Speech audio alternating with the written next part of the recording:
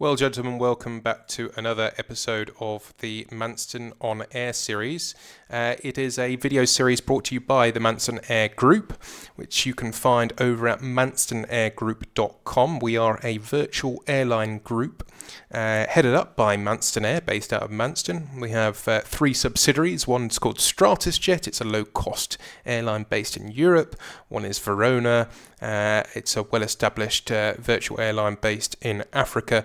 And now YAM, based out of the Middle East, in primarily the UAE, where I am sitting right now and where this is being broadcast from. But this video is primarily about the boot up times of Microsoft Flight Simulator and how you might improve those boot up times. So if you're interested in the Manston Air Group, go ahead and go to manstonairgroup.com. We'd love to see you over there. Go ahead and join us. We're a great team and we'd love to have you on board.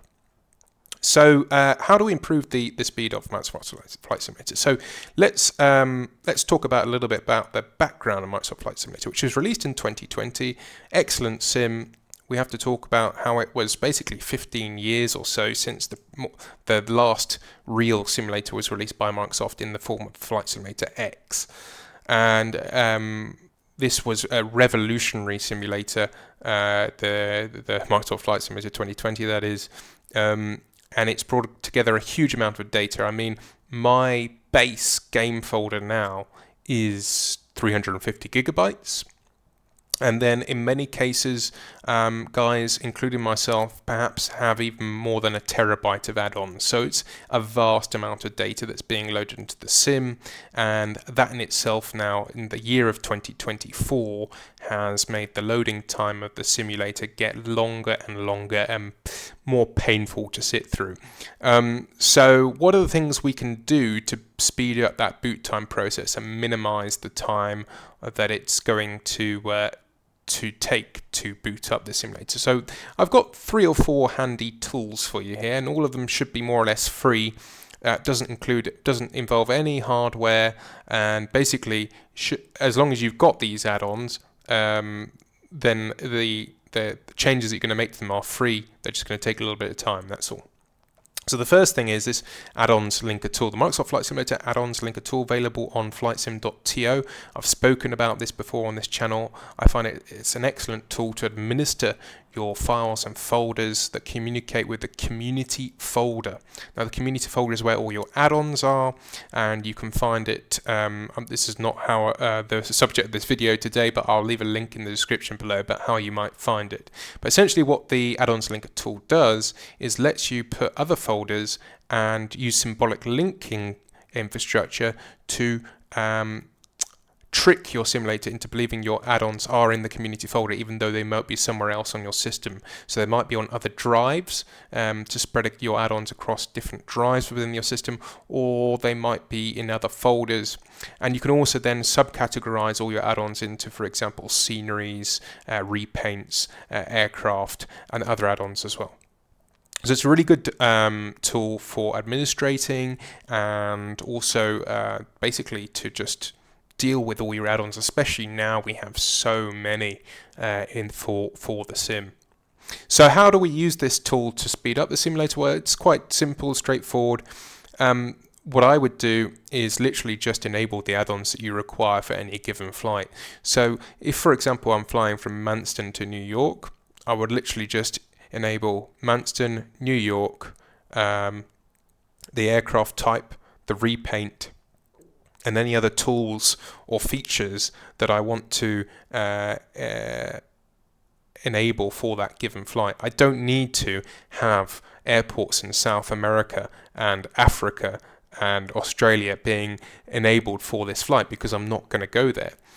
And there's very little point in having those add-ons enabled, because they're just going to take more time for the simulator to load if they are enabled. So literally just enable what you need, keep it a very, very slimmed down installation in terms of how much it needs to load in, and you're going to have a much faster and better experience. So again, just untick what you don't need and you'll be good to go.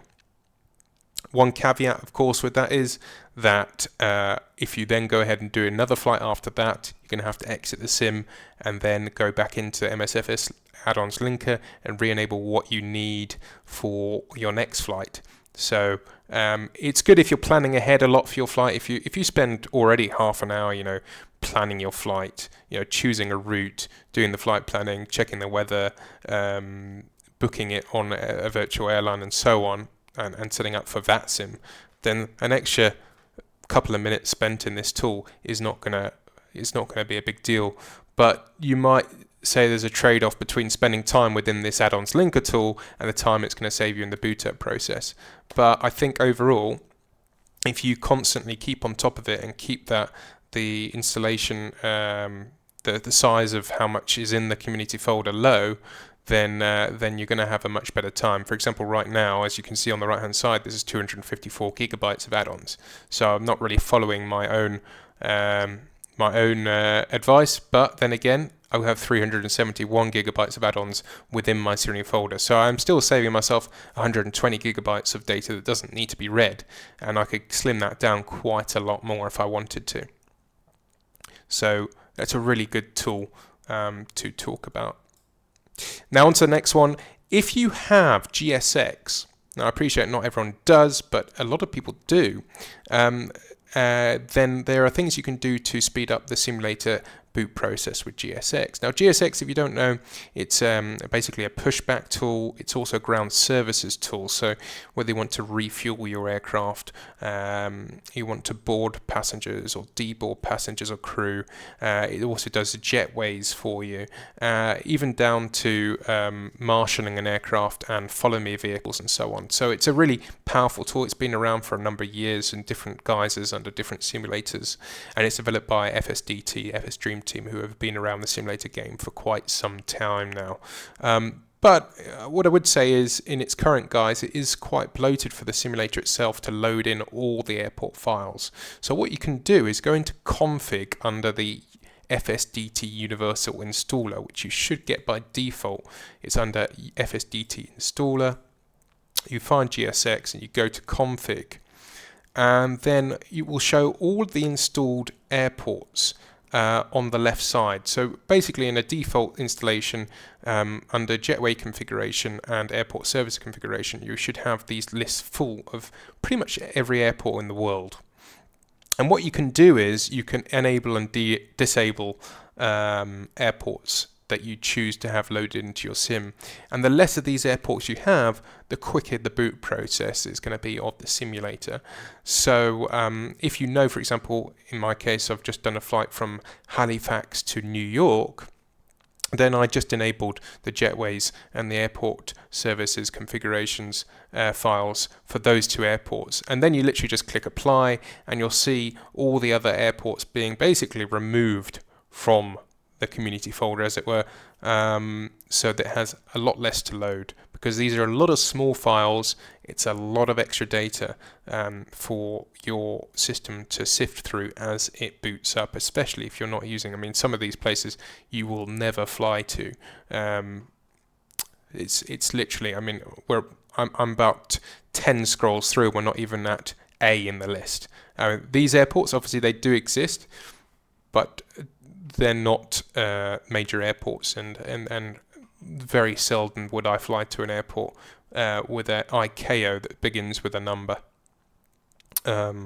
So it's good to have a look through that. Even if you want to narrow it down to, say, 100, 200 airports that you think you're going to regularly fly to and put it in the enabled list, that's going to save you quite a lot of data.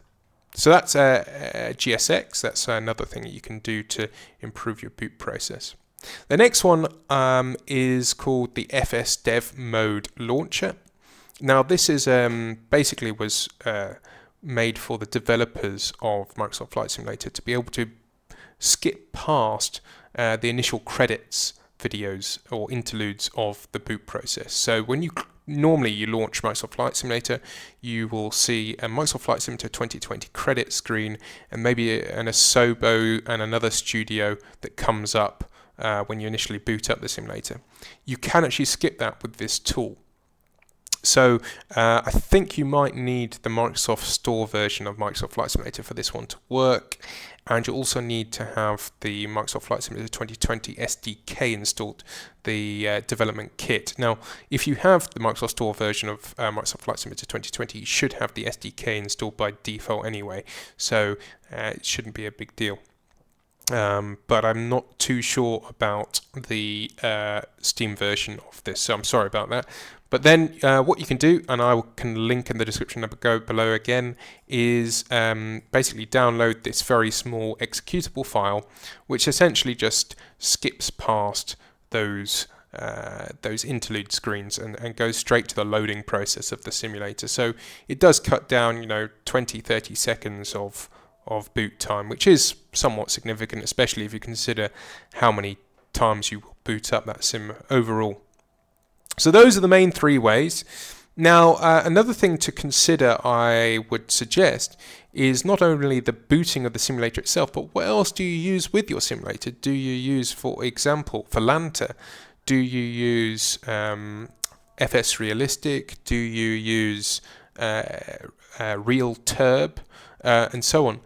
These add-ons don't necessarily always launch with the simulator itself. And what you can do is you can create your own script.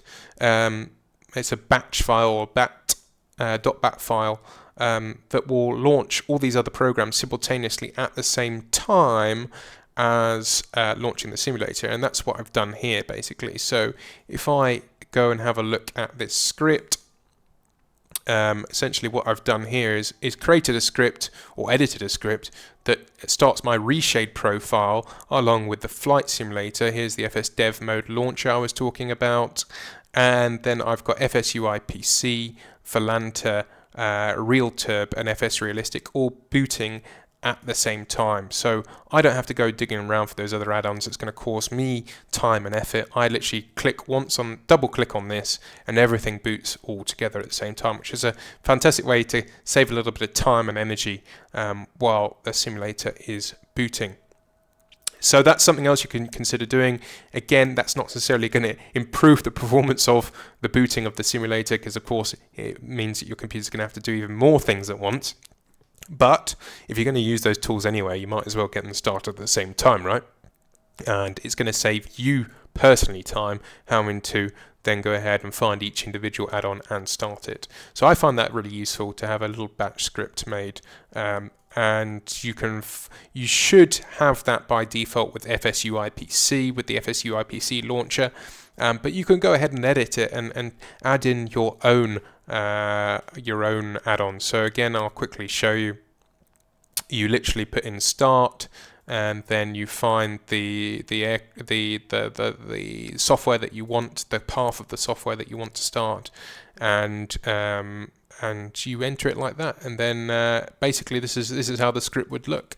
And then this is a shortcut actually to the script. My script is actually elsewhere, and I've just made an icon for it, so it looks like a proper application. So that's what I would do to improve the simulator. I'm sure there's other things you can do to improve the simulator startup time, including cleaning up your system, ensuring that you're running a well, let's say, set up Windows, making sure that you keep your hard drive not full of unnecessary files, and that your windows are generally in a good shape. So, but I'm sure there's other things as well to do specifically with the simulator that you can do. But if you do know, then please do drop a message in the comments. We'd love to hear it. Other than that, though, as I say, thanks for watching. And if you do wish to support us or find out more about the Manston Air Group, do go ahead and visit us over at manstonairgroup.com. Signing up is absolutely free, and we'd love to have you on board. So thanks again, and we'll speak to you very soon. Bye-bye.